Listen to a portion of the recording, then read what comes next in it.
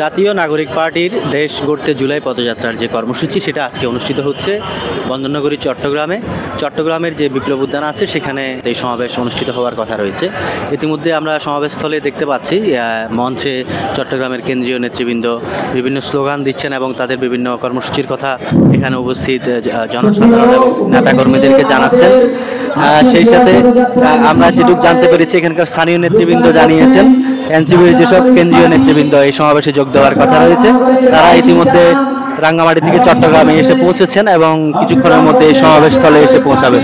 আমরা দেখতে পাচ্ছি এই সমাবেশস্থলে চট্টগ্রামের বিভিন্ন এলাকা থেকে মিছিল নিয়ে এনসিপির যেসব নেতাকর্মী এবং সমর্থক আছে তারা এই আজকের এই কর্মসূচিতে যোগ দিচ্ছেন।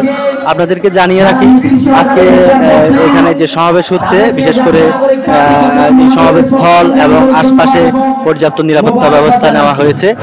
বিশেষ করে গত কয়েকদিন আগে গোপালগঞ্জ এবং গতকালকে কক্সবাজারের চকরিয়ায় যে পরিস্থিতি সৃষ্টি হয়েছে সেই পরিস্থিতিকে মাথায় রেখে আসলে এখানকার আইনশৃঙ্খলা বাহিনীর সদস্য যারা আছেন এবং পুলিশের পাশাপাশি অন্যান্য যারা আছেন সবাই এখানে পর্যাপ্ত নিরাপত্তা ব্যবস্থা জোরদার করেছেন এবং সেই সাথে আমরা সোয়াত সহ আইনশৃঙ্খলা রক্ষাকারী বাহিনীর আরও অন্যান্য যেসব সদস্য আছেন তাদেরকেও দেখতে পেয়েছি এবং সমাবেশ স্থল এবং আশপাশের যেসব পয়েন্টগুলি আছে সেসব পয়েন্টেও নিরাপত্তা জোরদার করা হয়েছে। আমরা বিভিন্ন স্থানে পুলিশের সদস্যদেরকে টহল দিতেও দেখেছি।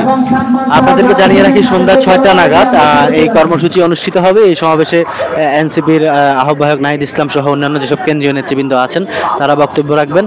এই সমাবেশস্থলের ইতিমধ্যে যারা এই এনসিপির কর্মী সমর্থক যারা আছেন তারা বিভিন্ন স্লোগান দিচ্ছেন এবং